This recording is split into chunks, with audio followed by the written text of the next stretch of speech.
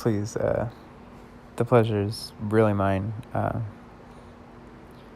When I was first asked to come and do this, the thought of having to sit down and talk about personal things to, God knows who, not gonna lie, I was scared and kind of didn't want to, but the more I thought about it, there's going to be someone out there who is listening to this, and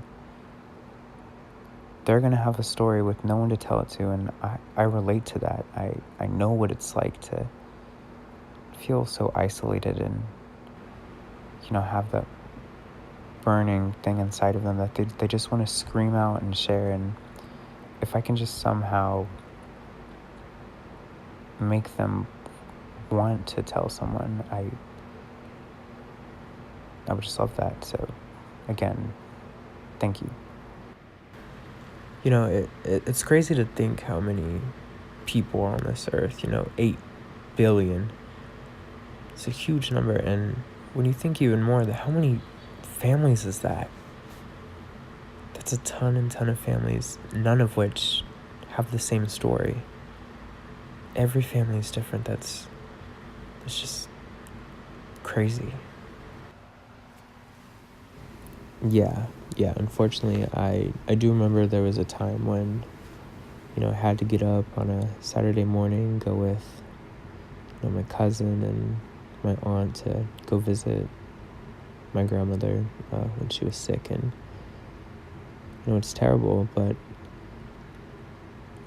over time, your mind kind of does that thing where it takes a memory and it slowly compressing it and putting it in the back where, the details don't hurt as much. I mean, who wants to remember that? It's awful, watching a relative die. It's so sad.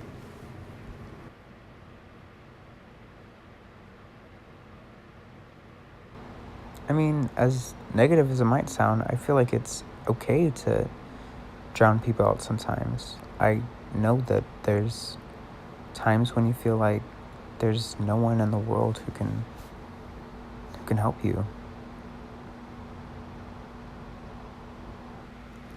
Oh, yeah. I mean, it makes sense, right? If you're close to someone and they're dying, you feel like you're fading away, and I think there's that moment of total darkness when you can sense it, that they're dead. Yes, I do remember going to the cemetery and visiting my grandmother. It was beautiful. It was a beautiful grave, and yeah, it was one of the saddest things I can remember. I actually distinctively remember 2 things about my grandmother. One being the pictures. When I say there were pictures everywhere, I'm saying every inch of the house had a picture of the family. She was a family woman, which, was great. And the other thing I remember was a quote she had hanging in her room, and it said, "Remember me with smile and laughter, for that is how I will remember you. If you can only remember me with tears, then don't remember me at all." Oh, I 100% think that people can get over sadness. And, I know there's some people who think they're always going to be sad. And that just breaks my heart because, when you think about it, in this exact moment, who's to say how you're feeling right now is how you're going to feel in 10 years? I guess it sounds stupid when I say it out loud. I just wish I could take what I want to say and share that, but it's hard, to express.